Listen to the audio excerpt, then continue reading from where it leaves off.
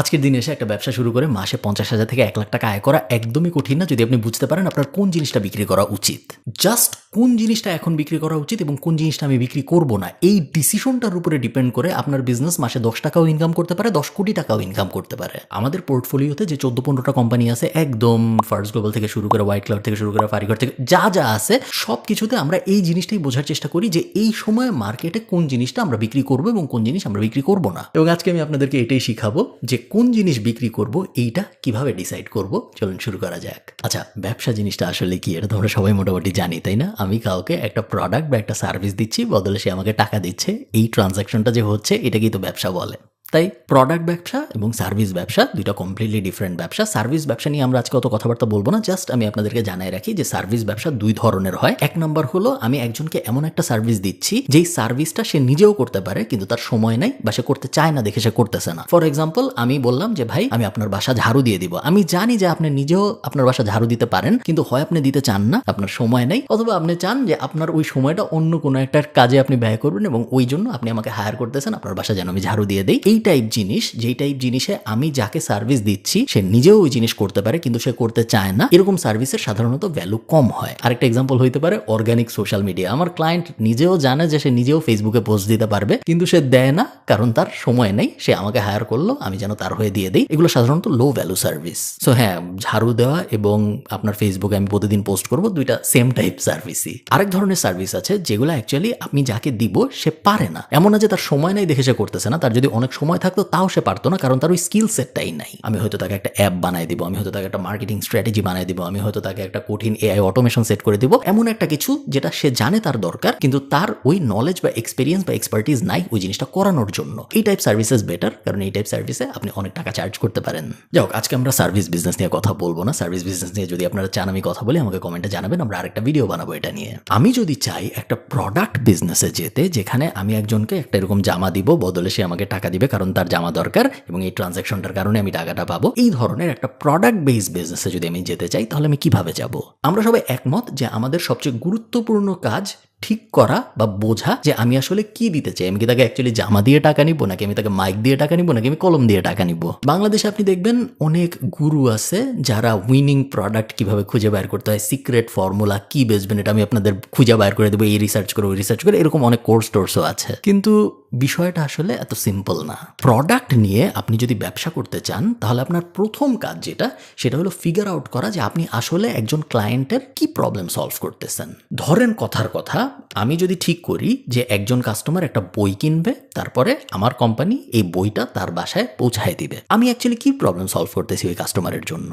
এই ক্ষেত্রে আমি যে প্রবলেমটা সলভ করতেছি এই প্রবলেমটাকে বলে কনভিনিয়েন্স বা আরাম বা সময় বাঁচানো। সো রকমারি কিন্তু অ্যাকচুয়ালি বইয়ের ব্যবসার ভিতরে নাই, রকমারি আছে কনভিনিয়েন্স ব্যবসার ভিতরে। ওই লোকটা, যে লোকটা ঘরে বসে রকমারি থেকে বা অন্য কোথাও থেকে একটা বই অর্ডার দিচ্ছে এবং তারপরে বই তার বাসায় পৌঁছায় যাচ্ছে, সে বাসা থেকে নিচে নেমে নীল খেতে যায় বা অন্য কোথাও যায় সেম বই কিনতে পারে। সে কিনে না কেন? তার কারণ তার সময় বাঁচানো জরুরি এবং তার কনভিনিয়েন্স ফ্যাক্টরটা বাড়ানো জরুরি। আবার ধরেন এরকম অনেক বিজনেস আছে আমরা জানি, যেসব বিজনেস যা বেচে, ধরেন চায়না থেকে কিছু ইম্পোর্ট করে বেচতেছে, আমেরিকা থেকে কিছু ইম্পোর্ট করে বেচতেছে, ওগুলা কিন্তু আমি চাইলে আমার বাসার থেকে নিচে নেমে দোকানে যাই কিনতে পারবো না। ওনারা কিন্তু শুধুমাত্র কনভিনিয়েন্স বেচতেছে না, ওনারা কনভিনিয়েন্সের সাথে অ্যাভেলেবিলিটিও বেচতেছে। ওনারা এমন একটা জিনিস বিক্রি করতেছে যেটা আমার জন্য কনভিনিয়েন্টও ওনাদের কাছ থেকে কিনা, আমার সময়ও বাঁচতেছে, আবার একই সাথে অ্যাভেলেবিলিটিও শুধু ওনাদের কাছেই আছে, অন্যদের কাছে নাই। আমি চাইলেই দোকানে যাই বা থার্ড আরেকজনের কাছে যাই ওই সেম জিনিস কিনতে পারবো না। আমাদের এক নম্বর রুল হলো আমরা অবশ্যই এমন প্রোডাক্ট সিলেক্ট করব যেই প্রোডাক্টের কনভিনিয়েন্স ফ্যাক্টরও আছে এবং অ্যাভেলেবিলিটি ফ্যাক্টরও আছে।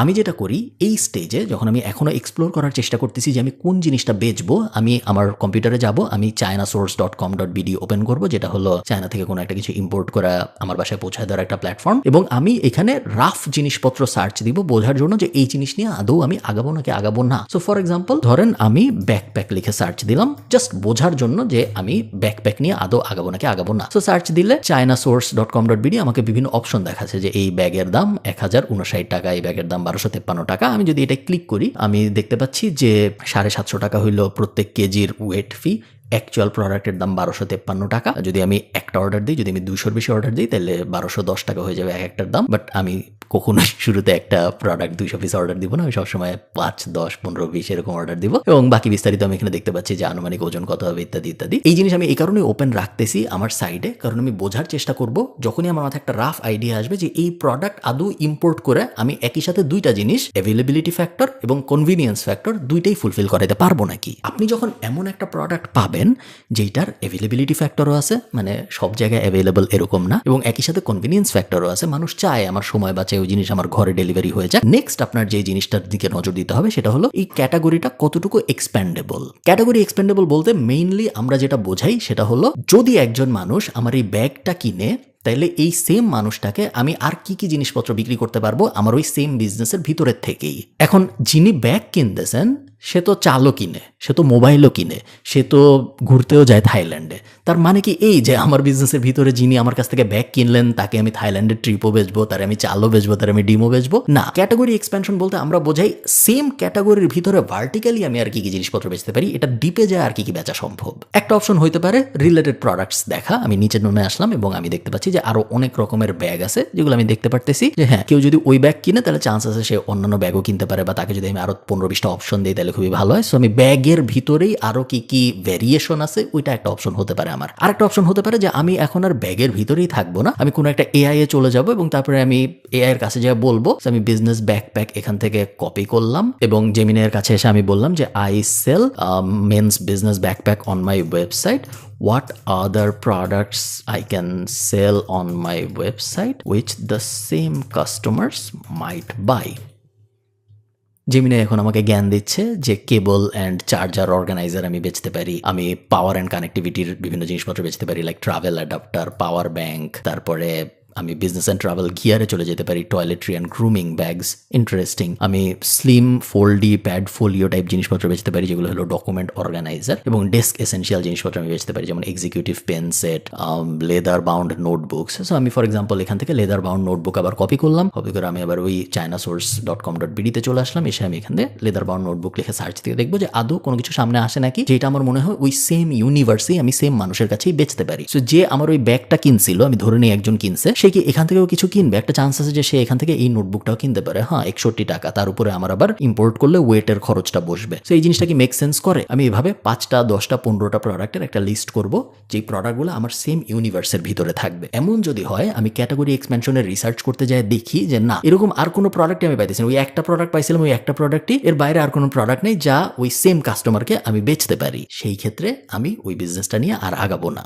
নেক্সট আমরা যে জিনিসটা করব সেটা হলো বোঝার চেষ্টা করা যে আমার এই প্রোডাক্টটা নিয়ে যদি আমি একটা বিজনেস লঞ্চ করি তাহলে এই বিজনেসের এক্সিস্টিং কম্পিটিটর কারা কারা হবে। এক্সিস্টিং কম্পিটিটর যদি কেউ না থাকে তার মানে এটা হইতে পারে যে ওই বিজনেস নিয়ে আগানো উচিত না, কারণ ওই বিজনেস নিয়ে আগেও অনেকে আগানোর চেষ্টা করছিল এবং তারপরে তাদের বিজনেস ফেল করছে, তারা অফ হয়ে গেছে। এক্সিস্টিং কম্পিটিটর না থাকা কিন্তু একটা খারাপ সাইন। হ্যাঁ, এটা একটা ভালো সাইনও হইতে পারে যে আপনি এমন একটা কিছু বাইর করছেন যেটা দুনিয়ায় আগে কেউ জানতো না, আপনি বাইর করছেন এবং আপনি লঞ্চ করতেছেন বাংলাদেশে, এই প্রোডাক্ট আগে আর কখনো কেউ আনে নাই, এটা হইতে পারে। এর হওয়ার চান্স অনেক কম। চান্স হওয়ার এটাই বেশি যে আগেও অনেক মানুষ চেষ্টা করছিল, তারা অ্যাকচুয়ালি পারে নাই। সো আপনি তো মনে হামুরি কোনো কুতুব না যে আগে কেউ পারে নাই আপনি পারবেন। সো আমরা ধরে নিব যে যদি কোনো কম্পিটিটর না থাকে তাহলে ওই বিজনেসে না ঢোকাই ভালো। অ্যাট দ্য সেম টাইম এটাও সত্য যে কম্পিটিটর যদি অনেক বেশি থাকে তাইলে ওই বিজনেসে না ঢোকা ভালো, কারণ কম্পিটিটর যত বেশি তার মানে হলো আপনি তত বেশি মানুষের সাথে কম্পিট করতেছেন। এবং আমরা সোজা বাংলায় কমন সেন্সে বুঝি যে 2 জনের সাথে লড়াই করা সহজ নাকি 500 জনের সাথে লড়াই করা সহজ। অবশ্যই 2 জনের সাথে লড়াই করা সহজ। তো এমন যদি হয় যে এমন একটা বিজনেস আমি বেচতে যাচ্ছি যেখানে অলরেডি 500 জন একই জিনিস বেচে, ওই বিজনেসে আমি ঢুকবো না। কিন্তু আমি যদি এমন একটা বিজনেস দেখি যে হ্যাঁ 3 জন বেচে আরো বা 7 জন বেচে আরো, তাহলে আমি হয়তো ওই বিজনেসে ঢুকবো, কারণ 7 জনের সাথে আমি মারামারি করতে পারবো।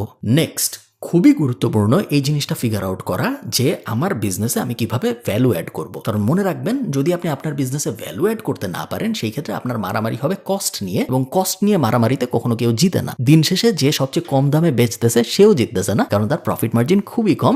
সে মার্কেটে জিতার জন্য তার প্রফিট মার্জিন অনেক কমাই নিয়ে আসছে। এবং এরকম কোনো মার্কেটে আপনি ঢুকতে চান না যেখানে আপনার একমাত্র ফাইটিং ব্যারিয়ার হইল যে কে কত কম দামে কোনো একটা প্রোডাক্ট দিতে পারে। সো আমরা চিন্তা করবো যে হ্যাঁ ঠিক আছে, আমি ওই ব্যাকপ্যাকটা ইম্পোর্ট করবো। ব্যাকপ্যাকটা যদি আমি ইম্পোর্ট করি, কি কি ভ্যালু আমি অ্যাড করতে পারি ওই সেম কাস্টমারের জন্য, যাতে সে আমার কাছ থেকে ওই জিনিসটা কিনে এবং অন্য কোথাও থেকে না কিনে। সবাই তো যায় chinasource.com.bd থেকে অর্ডার দিতে পারে এবং অর্ডার দিয়ে সবাই বেচতে পারে। তো সবাই যখন একই জিনিস বেচবে, আপনি ধরে নেবেন হয় অনেকে বেচতেছে বা সামনে অনেকে বেচবে, কারণ এই জিনিস তো আমরা ইম্পোর্ট করে বেচতেছি, এমন তো আমরি কোনো জিনিস না যেটা অন্য কেউ করবে না। সো আমি আর কি ভ্যালু অ্যাড করতে পারি ওই এক্সিস্টিং প্রোডাক্টের উপরে, যাতে করে সবাই আমার কাছ থেকেই কিনে এবং অন্যান্য কারো কাছ থেকে না কিনে। সো একটা জিনিস ফর এক্সাম্পল হইতে পারে যে আমি ওই ব্যাগটা ইম্পোর্ট করলাম, ইম্পোর্ট করার পরে কাস্টমার যখন অর্ডার দিবে আমি একটা সার্ভিস দিব যে আমি ওনার নাম লেজার দিয়ে এনগ্রেভ করে দেবো ব্যাগের উপরে। এমন একটা জিনিস আমি করতে পারি যে না আমি লেজার দিয়ে না, আমি সেলাই করে এনগ্রেভ করে দেবো, না লেজার আমার ভালো লাগে না। এমন একটা জিনিস করতে পারি আমি ওই ব্যাগের সাথে একটা এক্সটেনশন দিব যেটা আমি নিজেই সেলাই মেশিন দিয়ে বানাবো, আমার লোকাল সেট আপ থাকবে যে আমি চায়নার থেকে ওই জিনিস ইম্পোর্ট করবো, এরপর এক্সটেনশনটা নিচে যুক্ত হয়ে যাবে। যখন বৃষ্টি হবে তখন এক্সটেনশনটা উপরে দিয়ে দিলে ব্যাগের ভিতরে কোনো কিছু আর ভিজবে না, কিন্তু যখন বৃষ্টি হবে না তখন আবার ওই জিনিস সরায় ফেলবো যেন আমার ব্যাগের অ্যাস্থেটিক বা আমার ব্যাগের লুকের যেন কোনো ক্ষতি না হয়। আপনি চিন্তা করে বের করবেন যে আপনার ভ্যালু কি হবে, বাট এরকম যেন না হয় যে আমি এখান থেকে বেচছি তারপর আমি এখানে আবার ফেসবুক অ্যাড দিয়ে বিক্রি করে দিচ্ছি। আপনি চিন্তা করে বের করবেন যে আপনার ভ্যালু এডিশন কি হবে, কিন্তু কখনোই যেন এরকম না হয় যে আমি এখান থেকে ইম্পোর্ট করছি 10 টাকা দিয়ে, এখন আমি এটা বিক্রি করতেছি 100 টাকায়, মাঝখানে আমি আর কোনো প্রোডাক্ট ইমপ্রুভ করি নাই। এরকম যদি হয় যে আমি প্রোডাক্ট ইমপ্রুভ করতেছি না, শুধু আমি এখান থেকে আনতেছি এখানে বেচতেছি, ওই বিজনেস আপনি কখনোই বড় করতে পারবেন না। নেক্সট পয়েন্ট, সবসময় মনে রাখবেন এইরকম যদি আপনার মাথায় আসে যে হ্যাঁ এই জিনিসটা আমি খুব সহজেই ফেসবুক অ্যাড দিয়ে বিক্রি করতে পারবো, এই কারণে আমি এই জিনিস ইম্পোর্ট করে বেচি, ওই বিজনেস কখনো লং টার্মে ভালো করবে না। কারণ অ্যাড প্ল্যাটফর্ম শুধু ফেসবুক না, বাট ফেসবুকে আমি উদাহরণ হিসেবে বলতেছি কারণ বাংলাদেশে বেশিরভাগ মানুষ ফেসবুকে অ্যাড চালায়। অ্যাড প্ল্যাটফর্ম প্রতিনিয়তই আরো এক্সপেন্সিভ হয়। সো আজকে আপনার জন্য যেটা মেক সেন্স করতেছে যে 20 টাকায় ইম্পোর্ট করছি এই ব্লেন্ডার, তারপরে 100 টাকার ফেসবুক অ্যাড দিছি, সো 400 টাকায় যদি আমি বেচি তাহলে ইকুয়েশন মেক সেন্স করে। আজকের দিনে যে ইকুয়েশন মেক সেন্স করতেছে 1 বছর পরে যে ওই ইকুয়েশন আর মেক সেন্স করবে না, কারণ ইম্পোর্টের কস্টও বাড়বে, ফেসবুক অ্যাডের কস্টও বাড়বে। সো ইম্পোর্টের কষ্ট যদি বাড়ে, ফেসবুক অ্যাডের কষ্ট যদি বাড়ে, তার মানে কি? তার মানে হলো সেম প্রোডাক্টই আপনি কম প্রফিট মার্জিনে বেচতেছেন, তারপর আরো কম প্রফিট মার্জিনে বেচতেছেন, এবং তারপরে আস্তে করে আপনার কোনো প্রফিট থাকবে না ওই বিজনেসে, ওই বিজনেস শেষ হয়ে যাবে। এবং এই কারণেই হাজার হাজার ই কমার্স বিজনেস শুরু হয় প্রত্যেক বছর, এবং 99% পরের বছর নাই হয়ে যায় বা তারা অন্য কিছু শুরু করে। আরেকটা ব্যাপার, এটা একটা প্রো টিপ আমি আপনাদের দিচ্ছি, যেটা আপনারা ফিল ফ্রি, এটা আমি আপনাদেরকে গিফট করলাম এই প্রো টিপটা। সেটা হলো বাংলাদেশের মার্কেটে, স্পেসিফিক্যালি বাংলাদেশের মার্কেটে এটা হয়, অন্য বেশি মার্কেটে এই জিনিসটা হয় না। একটা দামি জিনিসের কস্ট অফ কাস্টমার অ্যাকুইজিশন এবং একটা সস্তা জিনিসের কস্ট অফ কাস্টমার অ্যাকুইজিশন মোটামুটি ভাবে সেম বল পার্কেই থাকে। আপনি যদি মধু বেচেন, সেই মধু বেচার জন্য আপনার একটা কাস্টমার অ্যাকোয়ার করতে ফেসবুক অ্যাড দিয়ে খরচ হবে হয়তো 50 টাকা, 100 টাকা, 200 টাকা। আপনি যদি একটা গাড়িও বেচেন ফেসবুক অ্যাড দিয়ে বাংলাদেশের মার্কেটে, আপনার কাস্টমার অ্যাকুইজিশন কস্ট হবে 50 টাকা, 100 টাকা, 200 টাকা, 300 টাকা। সেম নিউজ ফিডেই আপনি যাচ্ছেন, সেম মানুষই মধুও কিনতেছে, গাড়িও কিনতেছে। সো আপনি যদি শিওর না থাকেন যে না আমি মধুর ব্যাপারে প্যাশনেট বা আমি গাড়ির ব্যাপারে প্যাশনেট, বা ওই অ্যাঙ্গেল যদি আপনার না থাকে, সেই ক্ষেত্রে সবসময় চেষ্টা করেন দামি জিনিস বেচতে, কম দামি জিনিস না বেচতে। কারণ মার্কেটিং কস্ট আপনার মোর অরলেস ঘুরাই ফিরে লিড অ্যাকুইজিশন কস্ট সিমিলার বল পার্কেই থাকবে, কিন্তু আপনি যদি দামি জিনিস বেচেন তাহলে আপনার প্রফিট অনেক বেশি, চাওয়ার পোটেনশিয়াল বাড়বে। আমি আপনাদের একটা উদাহরণ দিই। সো আমি যদি আবারও ওই ব্যাকপ্যাকের উদাহরণটায় যাই, সো আমি ব্যাকপ্যাক লিখে সার্চ দিলাম চায়না সোর্সে, এবং আপনারা দেখতে পাচ্ছেন যে ধরেন কথার কথা হাইপোথেটিক্যালি আমি ঠিক করছি যে আমি এই ব্যাগ আনবো। সো 1253 টাকায় আমি আনতে চাচ্ছি এই ব্যাগ, আমি 10টাই অর্ডার দিব, বেশি অর্ডার দিব না। 10টা যদি অর্ডার দিই তাহলে আমার এখানে কত টাকা লাগতেছে? 1253 ইন্টু 10, 12,000 সামথিং। এর উপরে আমার এখানে 750 টাকা প্রত্যেক কেজিতে শিপিং যুক্ত হবে। সো এগুলার এক একটার ওজন কত? এগুলার এক একটার ওজন, আনুমানিক ওজন 0.71 কেজি। আপনি হিসাব করে দেখেন যে 1 কেজিতে যদি আমার 750 টাকা যুক্ত হয়, এক একটার আনুমানিক ওজন যদি 0.71 কেজি হয়, তাহলে আমি যদি 10টা আনি তাহলে আমার ওই 12,000-এর সাথে আরো 7-8 টাকা যুক্ত হবে। সো টোটাল 20,000 টাকার মতো খরচ হচ্ছে আমার 10 পিস আনার জন্য। 20,000 টাকা যদি আমার খরচ হয় 10 পিস আনার জন্য, তাহলে এক একটার জন্য আমার ইম্পোর্ট কস্ট 2,000 টাকা। এখন এই 2,000 টাকার একটা জিনিস আমি ফেসবুক অ্যাড দিব, ফেসবুক অ্যাড দেওয়ার পরে আরো 300 টাকা খরচ হবে আমার এক একটা বেচতে, 2300 টাকার মতো খরচ হয়ে যাবে আমার এক একটা বেচতে। হয়তো 3,000 টাকা আমি চার্জ করলে আমার 700 টাকা প্রফিট থাকবে। রাফ অঙ্ক, বাট আমি জাস্ট আপনাদেরকে বলতেছি বোঝার সুবিধার জন্য। সো 700 টাকা প্রফিট হচ্ছে এক একটা বেচতে পারলে। এখন ধরেন আমি ঠিক করলাম যে আমি দামি কিছু বেচবো, সোফা। এখন আমি সোফা লিখে সার্চ দিলাম। সোফা লিখে সার্চ দেওয়ার পরে এই যে প্রথম যেটা আসলো, Italian light luxury minimalist sofa, এই জিনিস মনে করেন আমি বেচতে চাই। সো এটার ভিতরে আমি যাই, এটার এক একটা ইম্পোর্ট করতেই আমার খরচ হচ্ছে 10,146 টাকা, এবং পেডাল ছাড়া আর পেডাল সহ 12, আমরা ইমাজিনি যেহেতু করতেছি, পেডাল ছাড়া আমরা ইমাজিন করবো কেন, পেডাল সহ ইমাজিন করি। সো 12,227 টাকারটাই আমি ইম্পোর্ট করতেছি। ধরেন এটা আমি এখন 10টা ইম্পোর্ট করবো। এটা যদি আমি 10টা ইম্পোর্ট করতে চাই, একটা 12,000 টাকা, সো 10টা 1,20,000 টাকা, এরকম বল পার্ক। এবং ক্যাটাগরি এর এক একটার 750 টাকা হলো প্রত্যেক কেজি। এই যে আনুমানিক ওজন ইত্যাদি ইত্যাদি,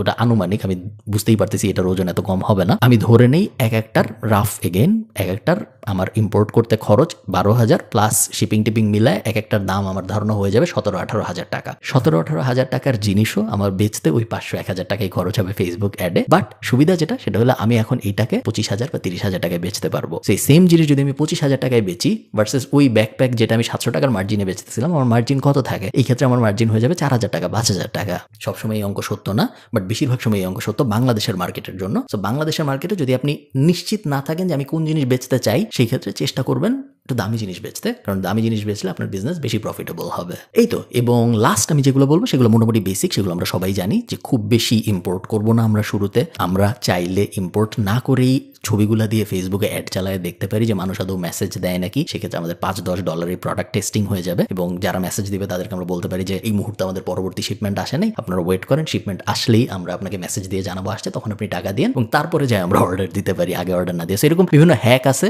যেগুলো মানুষজন ইউজ করতে পারেন, ওগুলো আমরা সবাই জানি, ওগুলো নিয়ে আমরা কথা বলবো না। সবসময় মনে রাখবেন যে আপনি কি বেচতেছেন এটা সবচেয়ে বড় ডিটারমিনিং ফ্যাক্টর আপনার ওই বিজনেস কত টাকা ইনকাম করবে সেটার। সো আপনি যদি ভুল জিনিস বেচেন, হয় আপনার বিজনেস টিকবে না, যদি আপনার বিজনেস টিকেও আপনি ওই বিজনেস থেকে অনেক বেশি আয় করতে পারবেন না, সো ওই জিনিস করা যাবে না। এরকম বিজনেস ভিডিও ভালো লাগলে আমাকে জানাবেন, তাহলে আমি সার্ভিস বিজনেস নিয়ে এই একই রকম আরেকটা ভিডিও করার চেষ্টা করব। ভালো থাকেন সবাই, টাটা।